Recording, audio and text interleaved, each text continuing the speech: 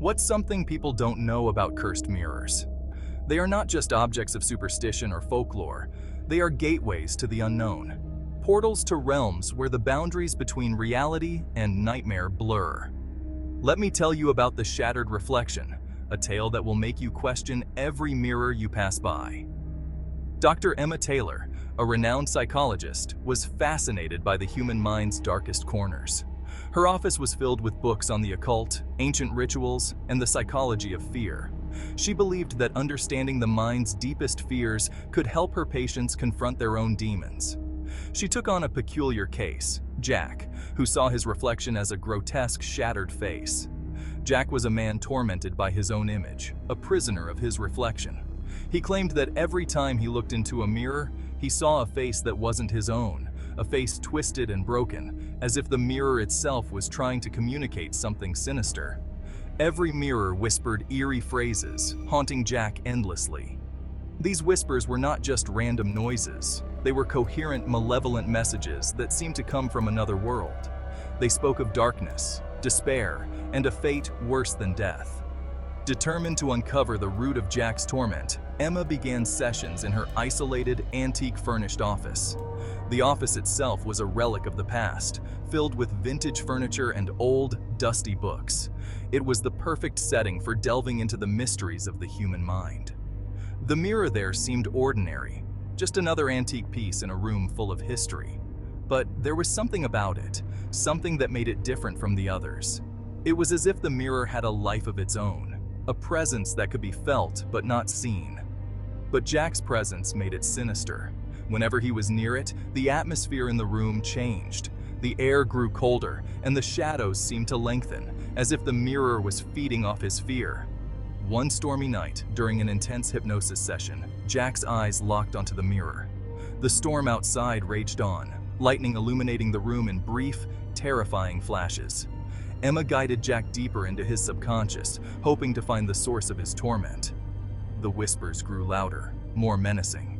They seemed to come from the very depths of the mirror, echoing in the room like the voices of the damned. Jack's eyes widened in terror, his body trembling as the whispers became almost deafening. Suddenly, the mirror's surface rippled like disturbed water. It was as if the mirror was alive, reacting to the fear and tension in the room. The reflection twisted and turned, distorting Jack's image into something unrecognizable. Emma felt an icy draft. The temperature in the room plummeted, and she could see her breath in the air. It was as if the mirror was drawing the warmth and life out of the room, feeding on their fear. Jack's reflection twisted into an evil grin. It was a smile that didn't belong to him, a smile that spoke of malice and malevolence. The reflection seemed to mock him, as if it knew something he didn't. The mirror exploded, shards flying. Emma shielded herself. The sound was deafening, like 1,000 pieces of glass shattering at once.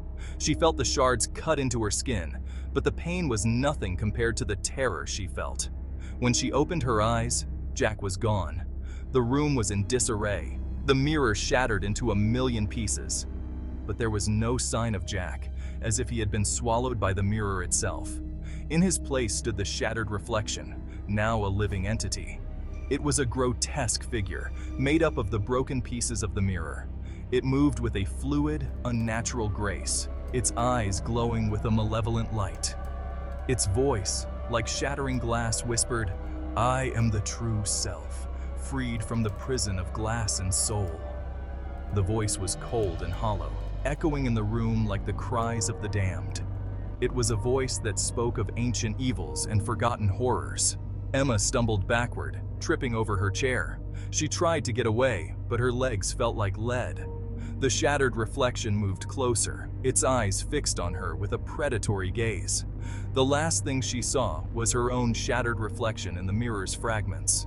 It was a sight that would haunt her for the rest of her life, a reminder of the horrors that lurked in the shadows.